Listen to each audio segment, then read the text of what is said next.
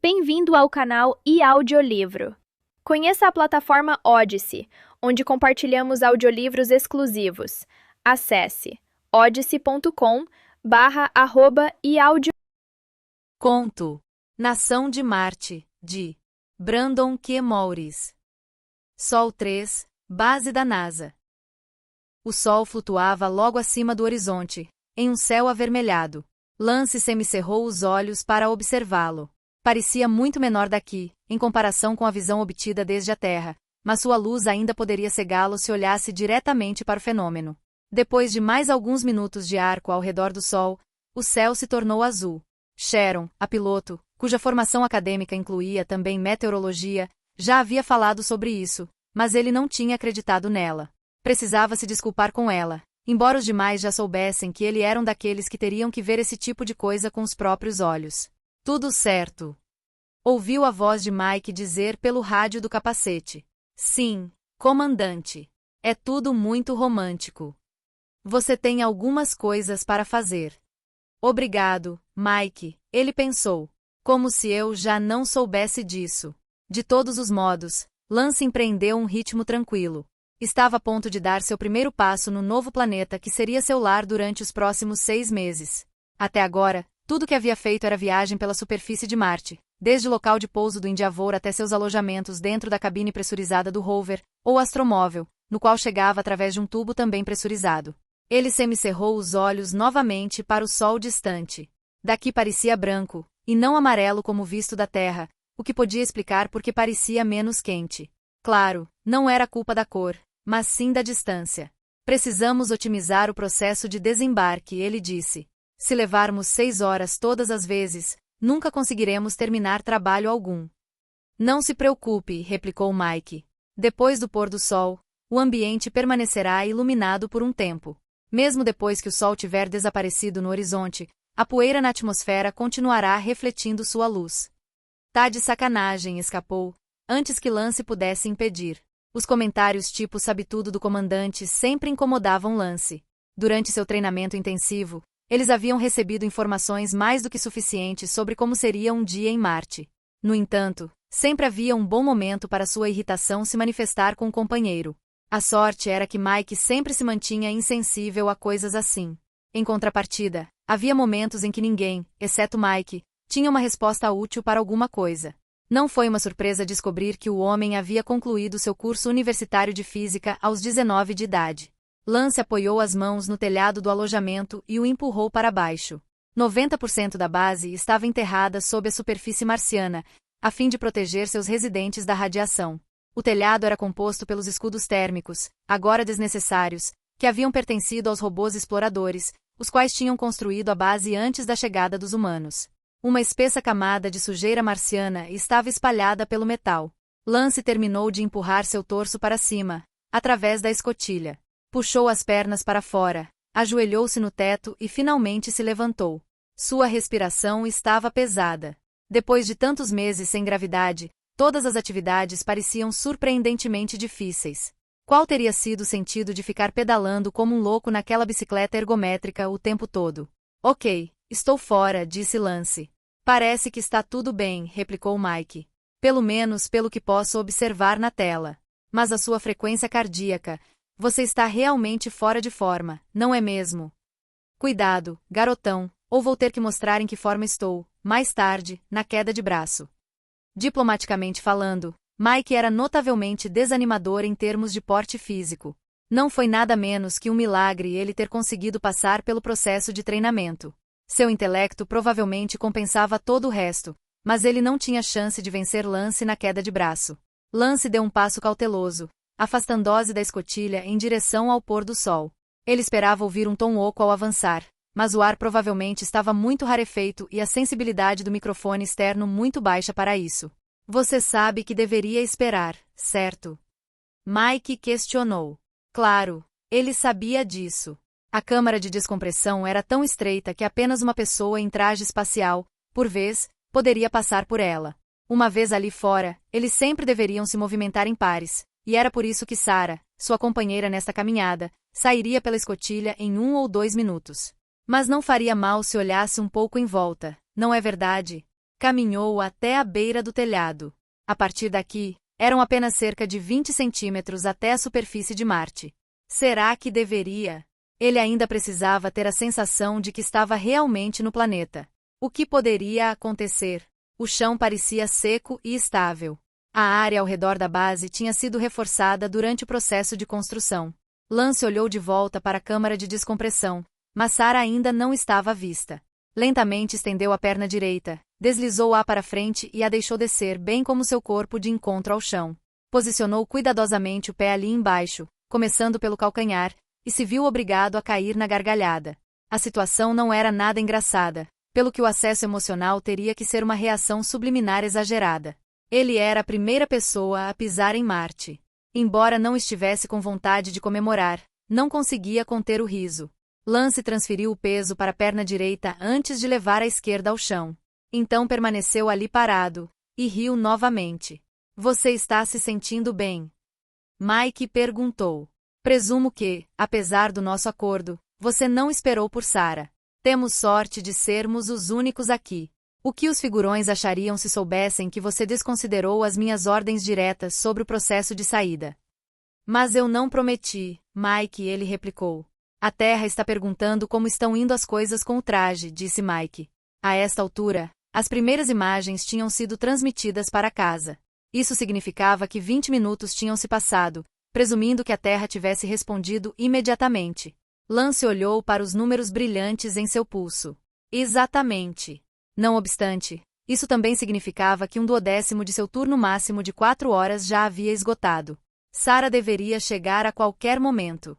A médica da missão deveria ajudá-lo a limpar a poeira do topo da base para que tudo ficasse em perfeitas condições para a transmissão de TV. O controle da missão nunca deixava nada ao acaso. A missão internacional tinha custado muito caro, não poderia ser vulnerável a críticas. Lance olhou para baixo. O traje era justo e ficava muito bem nele, se ele tivesse mesmo que opinar a respeito. Mas definitivamente não era isso que o controle da missão queria ouvir. Embora, talvez fosse também. Em comparação com os modelos mais antigos, que inflavam em torno dos corpos dos astronautas, os novos trajes eram significativamente mais fotogênicos. A única área ainda pressurizada era a parte interna do capacete, enquanto o material elástico do traje se mantinha firmemente enrolado em seu corpo. Ele havia percebido como se sentiu ágil ao se projetar pela escotilha. Durante o treinamento na Terra, ele tinha conhecido e odiado os velhos e rígidos trajes espaciais. Eu realmente gosto dele. Parabéns aos desenvolvedores. Ele disse. Em seguida, tocou nos números brilhantes em seu braço, ativando assim a tela de projeção dentro de seu capacete. A Terra logo seria bombardeada com dados, cuja extensão o deixava admirado. Especificações de localização e direção, temperatura, pressão, direção do vento, a composição da pedra sobre a qual ele se encontrava parado. Era coisa demais, dentro dos limites de um capacete espacial. Tocou no braço de novo e os dígitos e setas se dissiparam gradualmente. Ele realmente não precisava saber mais nada além da direção cardial para a qual estava olhando no momento. O fluxo de dados em minha tela é um pouco demais, disse ele. Oh, o traje está rastreando a sua posição. Não se preocupe, replicou Mike. Lance. Ele se virou ao ouvir a voz de Sarah. A cabeça dela estava emergindo do buraco redondo no telhado. Não conseguia distinguir o rosto da médica, devido ao reflexo do sol poente no visor dela.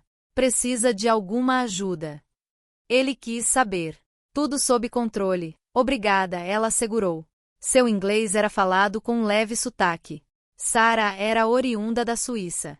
Ninguém a bordo tinha conseguido, ainda, pronunciar seu sobrenome corretamente. Jaegli soava um pouco com Jaqueline, mas vindo da boca de Sarah era algo completamente diferente. Lance gostava de provocá-la dizendo que ela não se parecia em nada com os estereótipos sobre o país dela. Afinal, as pessoas sempre imaginavam as suecas altas e loiras, mas ela era baixa e tinha cabelos escuros. Calmamente, ela continuava fazendo com que ele se lembrasse de que havia vindo da Suíça, não da Suécia, algo que ela sabia que era difícil para um americano entender corretamente. Por precaução, ele subiu de volta no telhado. Ainda não sabiam até que ponto Sarah se ajustaria à força gravitacional desconhecida. Vocês estão prontos? Mike perguntou de dentro. Parece que sim, disse Lance. Tudo bem, então. Vocês já sabem onde estão as ferramentas. Eles já haviam passado por isso. Havia uma espécie de canastra, ou baú, de materiais diversos na extremidade norte da edificação. Lance deixou Sarah liderar o caminho. Os músculos dela se tensionavam levemente contra o material elástico do traje. Sim, eles são definitivamente adequados para a TV. Ele se deu uma sacudida mental. Lance havia prometido não se envolver com suas colegas. Afinal, sua namorada estava esperando por ele em casa. Se conseguisse voltar nos próximos 12 meses, eles queriam começar a tentar ter filhos. Antes de sua partida para Marte, ele havia providenciado o congelamento de espermatozoides extras, devido aos possíveis danos causados pela radiação. Abrindo a canastra, disse Sarah. A suíça se inclinou, enquanto Lance observava a uma distância segura de cerca de 3 metros. Ela abriu primeiro a trava esquerda e depois a direita, antes de alcançar o centro da tampa e levantá-la. Oh! Ela gritou, saltando para trás. O que foi? Mike bradou nervosamente. Lance percorreu a distância até Sarah em passadas largas, mas não havia nada para ver. Peguei vocês. Ela disse com uma risada marota. O que estavam pensando? Que havia uma aranha na canastra. Sarah demonstrava um bom senso de humor. Ele teria que dar crédito a ela por isso. Ele deu uma olhada dentro da caixa. Estava cheio de objetos cujos propósitos não eram imediatamente evidentes. Obrigado, Sarah. Quase tive que trocar de calça, disse Mike pelo rádio. A médica deu uma risadinha, enquanto se inclinava de volta sobre a canastra. Parecia que ela sabia exatamente o que estava fazendo, embora fosse mais provável que estivesse apenas seguindo as instruções na tela do capacete. Sarah puxou um tubo com cerca de 1 metro de comprimento. Aqui. Segure isso, disse ela, colocando-o na mão de Lance. Ela então olhou para dentro, descendo pela borda direita da canastra. Ela puxou para fora um reservatório redondo. Aí está, declarou ela. Ok, pode me devolver isso. Lance devolveu o tubo para Sarah, quem o enfiou em uma das extremidades do reservatório e entregou o conjunto para ele. Vire-se, ela o instruiu, fazendo um pequeno movimento circular com uma das mãos. Ele obedeceu e ela remexeu em sua mochila. Ele podia adivinhar o que ela estava fazendo, enquanto ela pressionava um cabo na mão dele. A saída fica na lateral do reservatório. Depois de localizar a pequena abertura, ele conectou o cabo. O antiquado aspirador de pó em suas mãos estava sendo alimentado pela mochila de suporte à vida ancorada nos ombros dele. Pode ir, disse Sarah. Eu me encarrego das medições. Claro, disse ele, enquanto começava a aspirar a poeira do telhado da base. Que tal um pouco de luz? Lance perguntou pelo rádio. A luz estava enfraquecendo mais rápido do que esperavam. Provavelmente se devia à alta densidade de poeira na atmosfera. Graças à baixa gravidade e à falta de chuva, a poeira permanecia no ar por bastante tempo após um vendaval. Em vez de uma resposta, várias faixas de luzes se acenderam ao longo da linha do telhado. O resultado parecia sinistro. Um corredor mais claro brilhava agora ao redor da base. A luz do sol tão somente. A poeira não era tão visível como agora. Na verdade, estava parecendo uma neblina. Já estão terminando a tarefa por aí. Mike quis saber. Estamos quase concluindo a limpeza de primavera, replicou Lance. Havia um balde cheio de água ao lado dele. Ele tinha acabado de lavar as portinholas e só teria mais uma coisa para cuidar. Abriu a tampa do balde e o vapor subiu como um redemoinho ao seu redor. No ar rarefeito, com apenas 1/1000 da densidade da Terra, a água aquecida dentro do balde evaporava muito rapidamente. Por isso era necessária a tampa. Ele submergiu a esponja e teve que se apressar ou correria o risco de perder a umidade. A umidade desaparecia bem rapidamente, tal como ocorre com o álcool na terra. Pelo menos ele não precisava secar o vidro. Onde estava Sarah? Sarah! Ele chamou. A médica não respondeu. Você consegue ver Sarah em sua tela? Sim, Lance. Ela está a cerca de 200 metros ao sul de sua posição. Ele se virou e olhou na direção especificada, mas não conseguiu ver ninguém. A luz, todavia, só atingia cerca de 50 metros neste ponto. Sarah! Nada. Será que ele deveria ficar preocupado? Você pode ver as leituras dela. Sim, mas com base nas leis de privacidade, não posso. Mike, não seja estúpido, disse Lance, com impaciência. Ok. Ela está bem. A frequência cardíaca dela está um pouco elevada, mas fora isso, está tudo bem. Você não está nem um pouco preocupado. Se algo tivesse acontecido, teríamos visto. Disse Lance. Ainda assim, acho que vou dar uma olhada. Depois de depositar a esponja sobre a tampa do balde, ele se levantou. Então consultou a posição de Sarah na tela do capacete. Depois de caminhar 20 metros, estava tão escuro que ele só conseguia ver os vagos contornos de seus próprios pés. Ele tentou o contato novamente. Sarah, você está aí? Que pergunta idiota. Os instrumentos eram claros em suas leituras. Lance se sentia cada vez mais preocupado. Como sua colega poderia ter se perdido aqui? Mesmo que uma tempestade de poeira os tivesse atingido, nunca teriam se colocado em perigo real, graças à fina atmosfera. Será que ele estava com medo de pequenos marcianos verdes? A tela de Lance informava que ele deveria ter acabado de chegar à posição de Sarah. Uma sombra negra volumosa se materializou bem na frente dele. Lance ficou surpreso, mas demorou apenas um momento para perceber que era apenas um rochedo. Realmente estava vendo fantasmas. Contornou a grande pedra e quase tropeçou em algo macio. Era a perna de Sarah. Ela recolheu e se pôs de pé, embora ainda não tivesse dito nada. Não obstante, ela parecia quase tão surpresa quanto ele. Desliguei meu rádio, disse ela, sem fôlego. O que foi? Por que você está aqui? Para encontrá-la. Para quê? A base tem os meus sinais vitais. Ou sofri um ataque cardíaco sem perceber. Não, eu só pensei, esqueça. Você estava preocupado comigo. Que fofo, disse a médico. Eu simplesmente queria ficar sozinha por um minuto. Acabamos de completar 7 meses compartilhando os mesmos 40 metros cúbicos e estivemos juntos por muito tempo durante o nosso treinamento. Eu realmente precisava disso. Entendi. Eu não queria incomodá-la. Da próxima vez eu aviso. Saudações, pombinhos, Mike interrompeu desde a base. Pombinhos, uma ova, Lance pensou. Sarah era 13 anos mais velha que ele. Não havia como estar interessada em um garoto como ele. O que foi? Ela perguntou a Mike. Vocês deveriam regressar para a base. Por quê? Ainda não temos cerca de 1 hora. É uma sensação maravilhosa aqui fora. Ela está exagerando um pouco, pensou Lance. Nesse momento, o aquecedor do traje dele estava ligado. A temperatura da superfície havia caído para -30.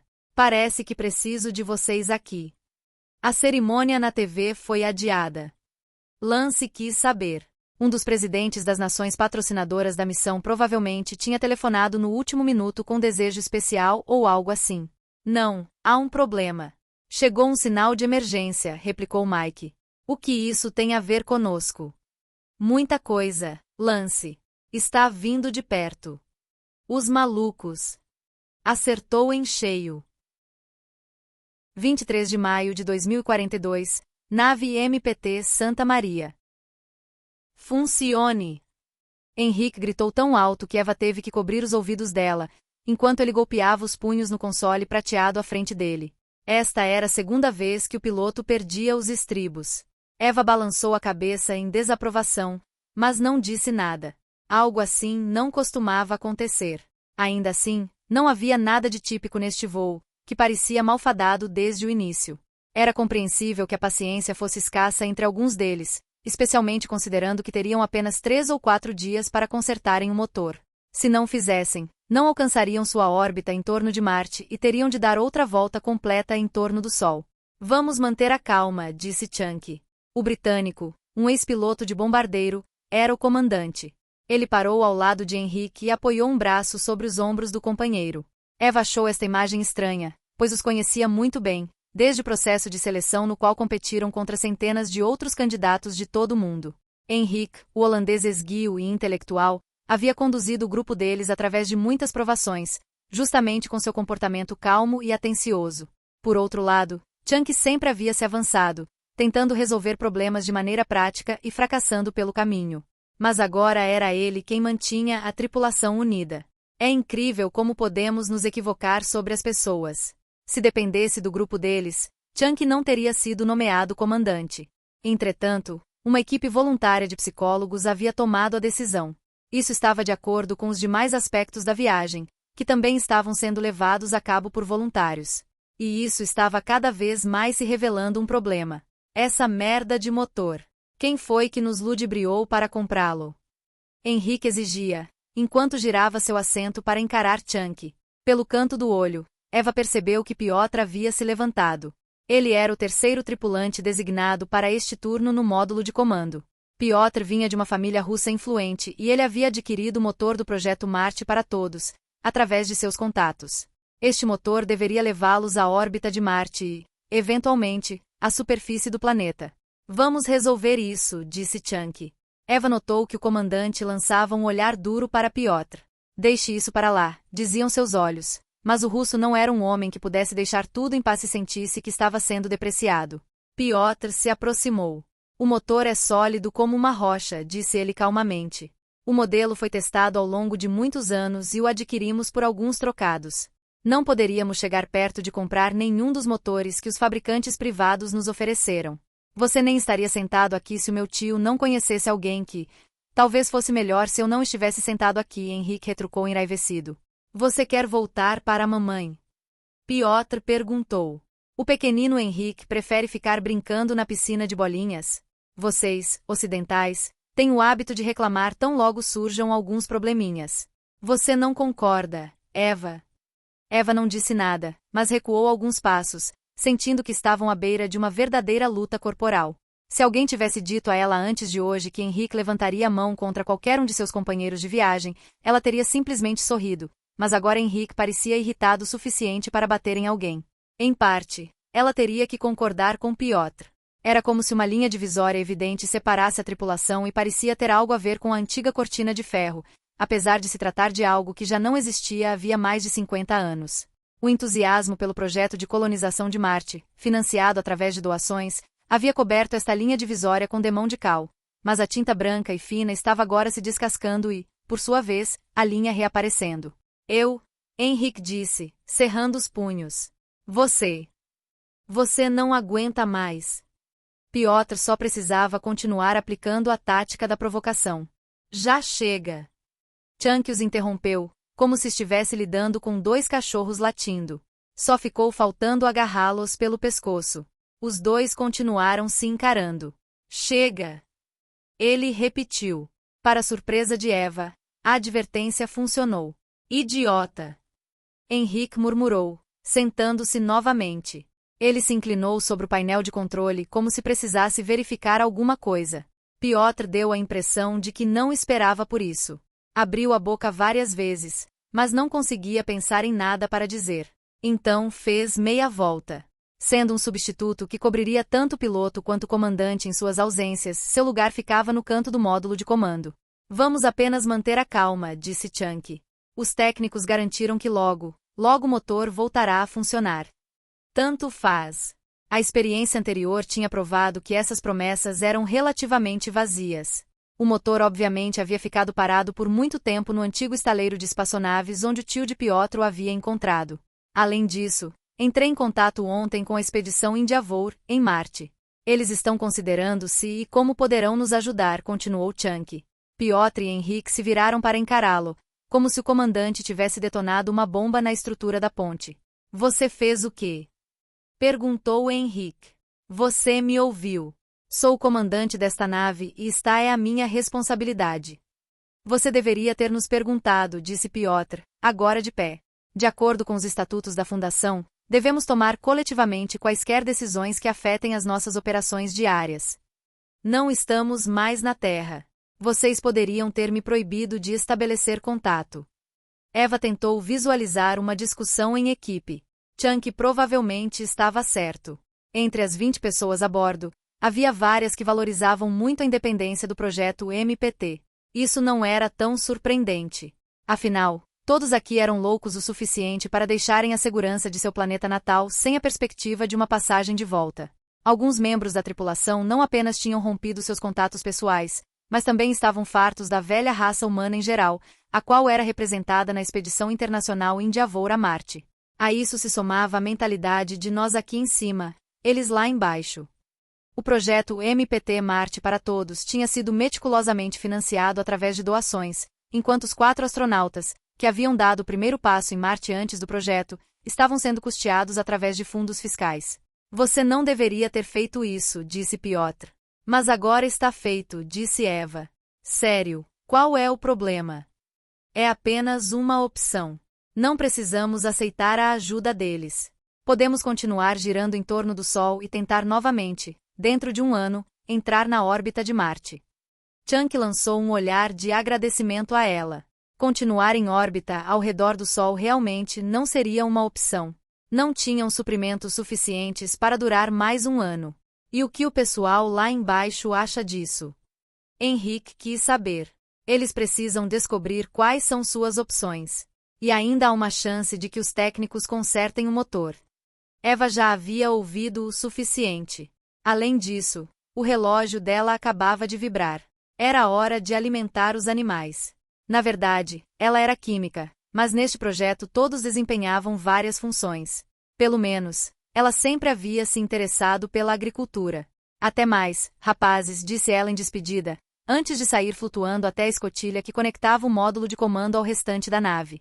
A iniciativa MPT não tinha condições de se permitir uma nave grande como a da NASA, ou mesmo a nave Colony SpaceX que os estava acompanhando.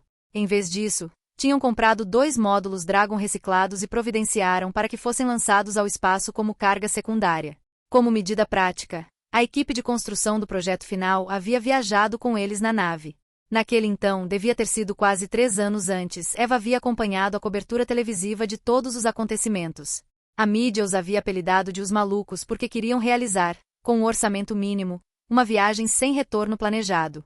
Mas os colonizadores que se mudaram de Mala e Cuia para o Velho Oeste não tinham sido igualmente loucos.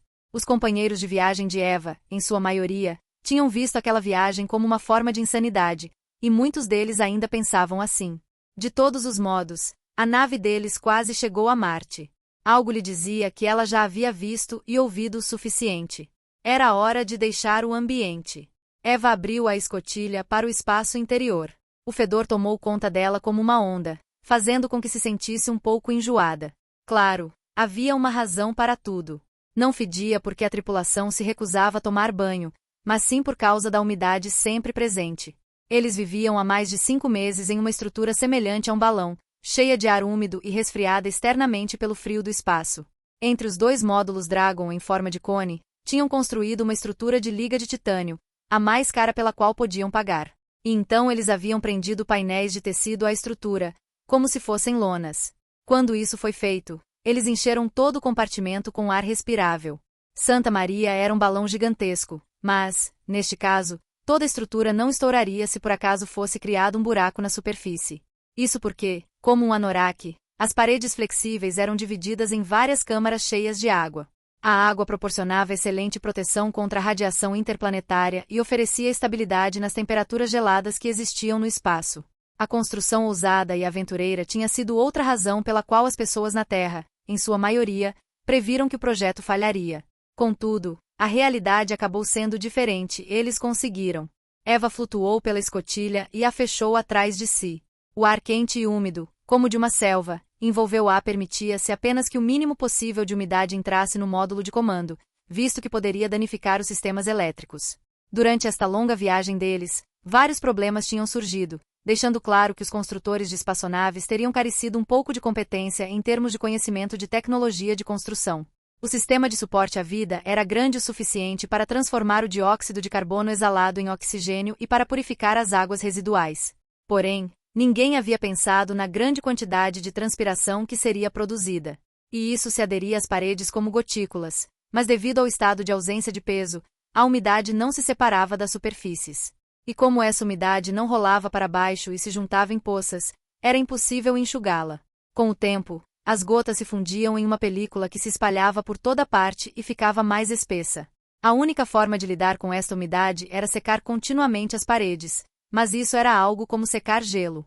O turno livre de cada um dos 20 tripulantes, uma vez terminadas suas funções primárias, era preenchido com exercícios e faxina.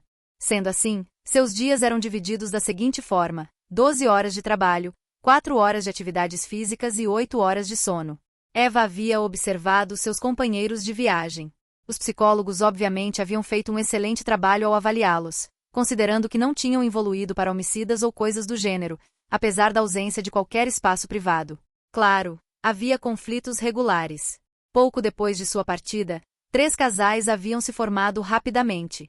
Isso fazia parte do plano refletido na seleção de 10 mulheres e 10 homens. Marte para todos havia sido imaginado como uma colônia que cresceria naturalmente no planeta vermelho. Entretanto, os relacionamentos não tinham durado nem um mês. Santa Maria não era exatamente um local ideal para casais. Será que isso mudaria na dura realidade de Marte? Ela passou flutuando por seus colegas, a caminho da área inferior, cumprimentando alguns deles. Os tripulantes do Turnum estavam pendurados nas paredes laterais, em seus sacos de dormir, como se fossem morcegos rechonchudos. Os demais estavam malhando ou tentando limpar a umidade condensada. Conversaram baixinho, tratando de não perturbar os que dormiam. Todos concordavam que a melhor invenção de todos os tempos eram os fones de ouvido superleves e com absorção de som, que haviam sido patrocinados por um fabricante de eletrônicos. Uma vantagem de não ter peso é que os fones de ouvido quase não esfregavam ou incomodavam, independentemente da sua posição de dormir. Funcionavam surpreendentemente bem. Os animais eram mantidos no nível mais baixo do segundo módulo espacial, o terminal do balão, por assim dizer, uma espécie de tampão de drenagem. Pelo menos isso significava que os animais não estavam contribuindo para o mau cheiro, ali na tenda de viagem espacial deles. Eva realmente gostava de seu tempo nesta área. De fato, isso não se devia aos animais, os quais ela considerava mais como sua responsabilidade que como seus queridinhos. Acontece que o controle climático neste módulo funcionava na capacidade correta. Assim, o ar aqui embaixo era tão fresco quanto no módulo de comando, e ainda assim ela contava aqui com algo que era um bem raro na nave Paz e Tranquilidade. Eva passou pela escotilha e entrou no módulo zoológico, como era chamado, em tom de brincadeira. Tinham recebido animais que se reproduziam facilmente e podiam fornecer uma nutrição valiosa. Este zoológico incluía uma família de porquinhos da Índia, vários coelhos e galinhas pequenas que botavam ovos notavelmente grandes. Mesmo assim, eles depositavam suas maiores esperanças nos insetos que viviam em suas próprias caixas. Eva nunca havia tido medo de insetos, por isso não se importava em cuidar dos gafanhotos e de outros bichos. Eva abriu a primeira caixa. Seus olhos foram recebidos com uma grande agitação.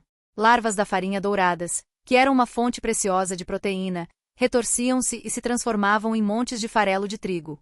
Ela teve que procurar as pupas e transferi-las para uma caixa diferente, pois elas logo se transformariam em besouros que, eventualmente, botariam mais ovos para novas larvas. Pouco depois da partida, havia surgido reclamações pelo fato de que o zoológico dela ocupasse todo o módulo. Não obstante, quando Eva alertou seus colegas de tripulação sobre a possibilidade de alguns insetos ocasionalmente escaparem de suas caixas, os protestos silenciaram. Desde então, ela não tinha sido incomodada nenhuma vez durante o trabalho. Eva havia se surpreendido com o pouco que a ausência de peso afetava os insetos. Já haviam reproduzido o suficiente para fornecer 1 ou 2 refeições à tripulação, mas ninguém jamais havia feito este pedido no cardápio.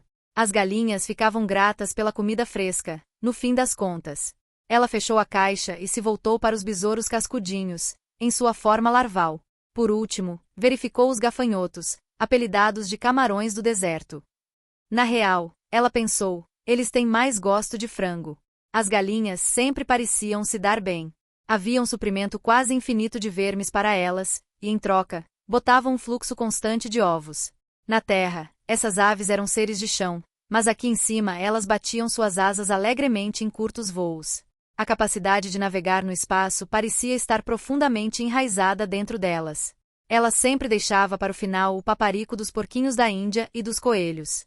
Eles não haviam se adaptado à ausência de peso tão bem quanto as aves, e às vezes davam cambalhotas como indefesas bolas de penugem dentro das gaiolas. Foi por isso que Eva havia instalado vários tetos baixos em seus terrários, para que agora pudessem usar um espaço semelhante a uma toca. Desde então, o apetite dos animais havia aumentado substancialmente. Cuidadosamente levantou um dos coelhos em seus braços. Ele a cheirou docemente e ela coçou o pelo dele. Então, como você está indo hoje? O pelo dele era macio e brilhante e sua respiração regular. Foi o primeiro coelho a nascer a bordo. Eva estava interessada em ver como ele lidaria com a gravidade quando pousassem. Um estrondo profundo de repente ressoou por toda a nave. O som vinha de cima, mas ela conseguia senti-lo até mesmo no compartimento intermediário do módulo. Era como se alguém tivesse batido várias vezes seguidas na tampa de um barril gigante. Sol 4, base da NASA. O chão estava vibrando. Lance podia sentir o poder inacreditável da furadeira robótica. O menor dos tremores se instalava em sua medula espinhal e depois subia até o topo. Ele se lembrou de como seu pai uma vez o tinha deixado segurar uma furadeira. A ferramenta, que se via quase tão grande quanto ele na época, parecia um animal forte e raivoso, talvez um urso, mas respondia até mesmo ao seu menor movimento. Ele esteve no controle de poderes que excediam em muito os seus próprios. Esse tinha sido o momento em que decidiu se tornar engenheiro. Ele não tinha que empurrar a furadeira no chão com sua própria força.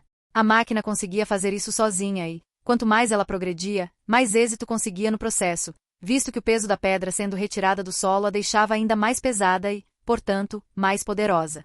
Ele controlava a ferramenta com a ajuda de um pequeno controle remoto. Os sensores estavam ligados à tela do capacete.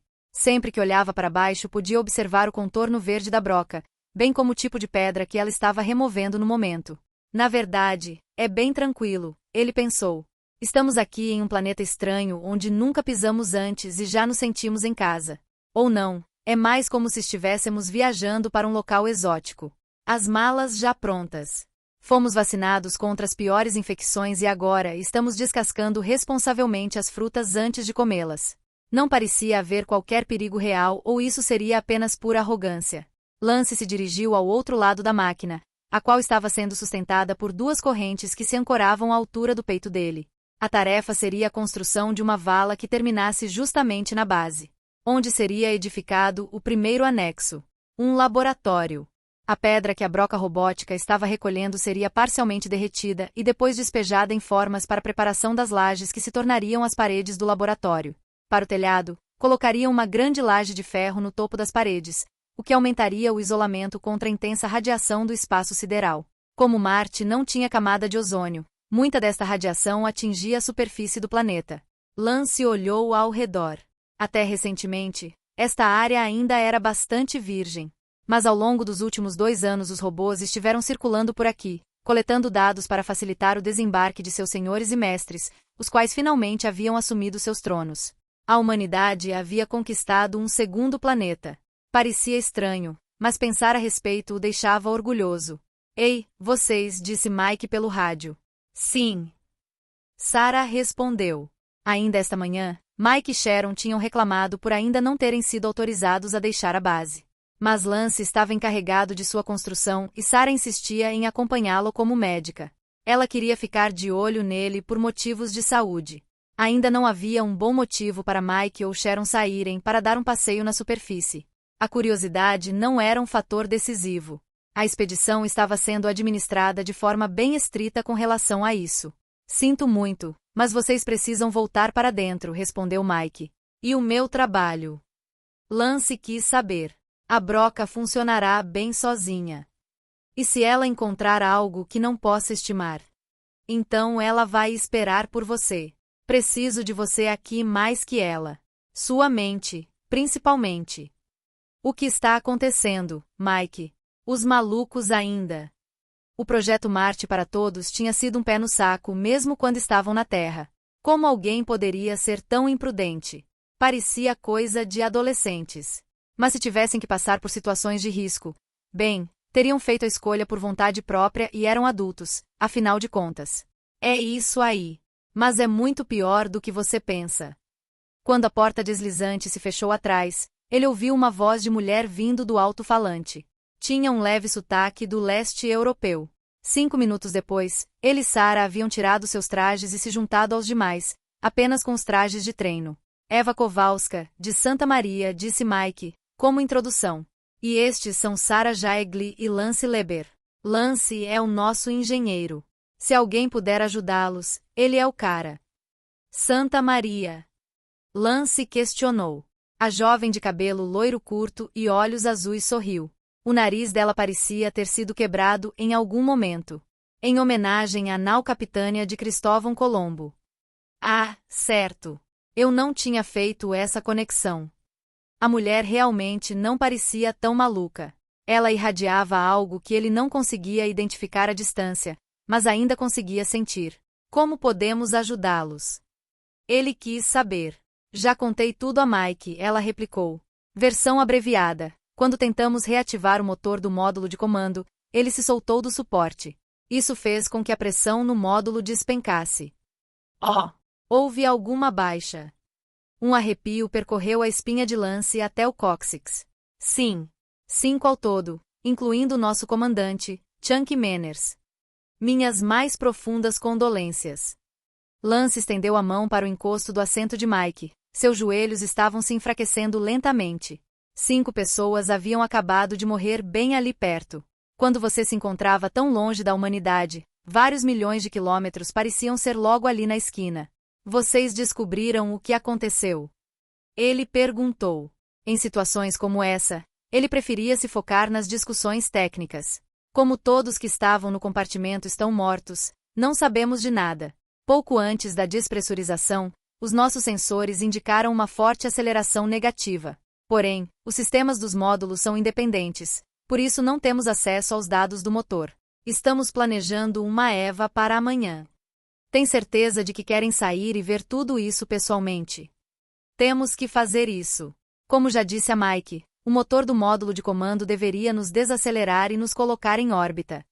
Mas ele está destruído, certo? Há um segundo módulo na outra extremidade. Agora estamos virando a nave com seu propulsor Vernier. Precisamos saber o que aconteceu para não cometermos o mesmo erro novamente. E se funcionar, tudo ficará bem. Não exatamente. O segundo módulo impulsionou a nossa nave após o lançamento para fora da órbita da Terra. Ele só tem combustível suficiente para o pouso em Marte. Em outras palavras, se usarem-no para desaceleração, vocês alcançarão a órbita, mas não chegarão à superfície. Mesmo que pudéssemos pousar, não conseguiríamos. O que você quer dizer? Somos 15 pessoas e temos alguns animais aqui. Não cabemos todos em um único módulo. Estava dando certo, mais ou menos, com os 2 módulos, embora tivesse se encaixado muito bem. Um módulo Dragon, certo? Lance perguntou. Sim, exatamente, disse Eva. Nos últimos anos, o preço dessas coisas tinha caído drasticamente. Seus fabricantes os produziam em linhas de montagem, tal qual Henry Ford havia fabricado seu modelo T um século antes. Confiáveis e acessíveis o suficiente para que uma organização com financiamento privado pudesse gerenciar os custos. Módulos bastante usados eram praticamente doados. Se os novos proprietários se esquecessem de providenciar uma reforma completa, o que aconteceria? Lance pensou. Lance tentou imaginar 10 pessoas enfiadas em um módulo de pouso. Ele se lembrou de ter visto fotos de 5 pessoas entaladas em um rickshaw indiano. Exatamente assim seria. Mas com 15 pessoas. Impossível. Disse ele.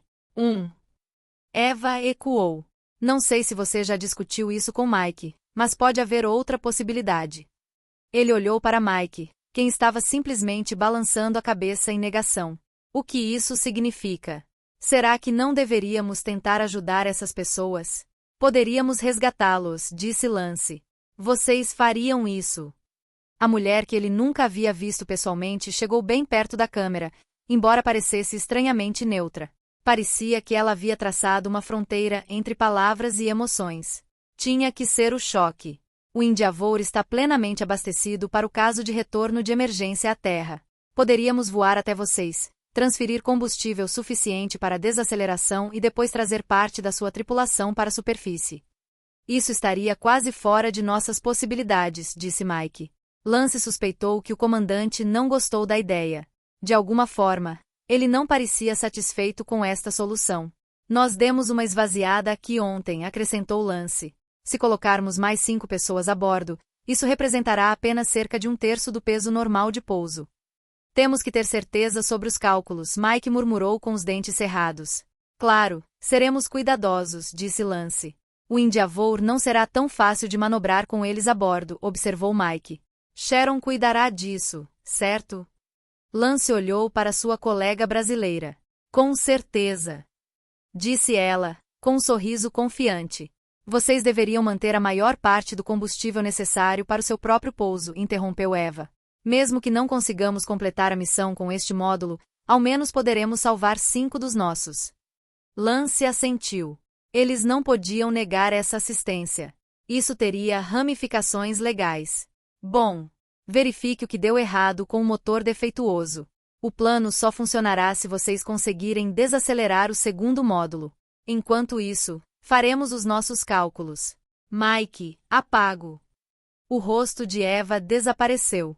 O monitor mais uma vez exibia seu plano de fundo padrão, uma montanha coberta de neve na terra. Mike o tocou com o dedo. Se tivermos algum problema, disse ele, você acaba de doar a nossa passagem de volta para casa. Você está bem ciente disso, Lance?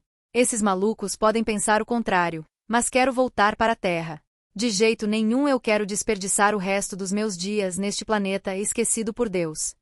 Lance nunca tinha visto Mike tão chateado ou tão determinado. Você não precisará passar por isso, replicou Lance. Serão necessárias mais 8 semanas para produzirmos hidrogênio e oxigênio suficientes, a partir dos nossos fornecimentos, para a viagem de regresso.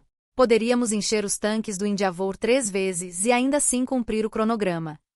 Então, tudo o que posso fazer é esperar que você esteja certo, Lance. Fim do conto.